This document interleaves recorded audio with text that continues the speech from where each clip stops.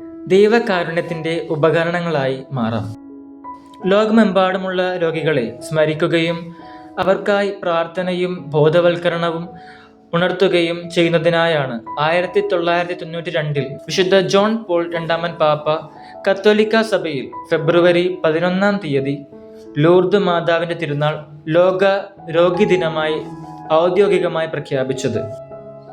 ഈ ദിനത്തിൻ്റെ മുഖ്യ ലക്ഷ്യം രോഗികൾക്ക് ദൈവസ്നേഹത്തിൻ്റെ സാന്നിധ്യം അനുഭവപ്പെടുന്നതിനായി സഹായിക്കുക, അവരുടെ വേദനകളിൽ സഭയുടെ പങ്കാളിത്തം പ്രകടിപ്പിക്കുക, അവരെ ആശ്വസിപ്പിക്കുകയും പരിചരിക്കുകയും ചെയ്യുക, രോഗികളെ ശുശ്രൂഷിക്കുന്നവരെ ആദരിക്കുക എന്നതാണ് ഇതിൻ്റെ ഭാഗമായി ആശുപത്രികളിലും ഭവനങ്ങളിലും പ്രത്യേക പ്രാർത്ഥനകൾ, ശുശ്രൂഷകൾ, സന്ദർശനങ്ങൾ, കാരുണ്യപ്രവർത്തനങ്ങൾ എന്നിവ സംഘടിപ്പിക്കപ്പെടുന്നു.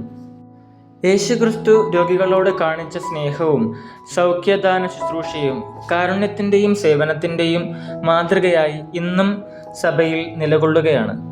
വിശുദ്ധ നോമ്പ് കാലത്തിലേക്ക് നാം പ്രവേശിക്കുമ്പോൾ ക്രിസ്തുവിൻ്റെ മാതൃക പിന്തുടർന്ന് രോഗികളോടൊപ്പം ആയിരിക്കുവാനും അവർക്ക് വേണ്ടി പ്രാർത്ഥിക്കുവാനും അവരെ മാനസികമായും ആത്മീയമായും ശക്തിപ്പെടുത്തുവാനുമായാണ് നാം വിളിക്കപ്പെട്ടിരിക്കുന്നത്.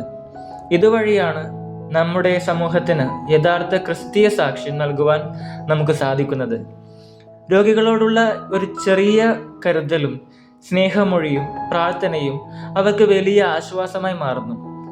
അതിനാൽ ഈ വിശുദ്ധ നോമ്പുകാലത്ത് നമുക്കും ദൈവകാരുണ്യത്തിൻ്റെ ഉപകരണങ്ങളായി മാറുവാൻ പ്രതിജ്ഞാബദ്ധരാകാം.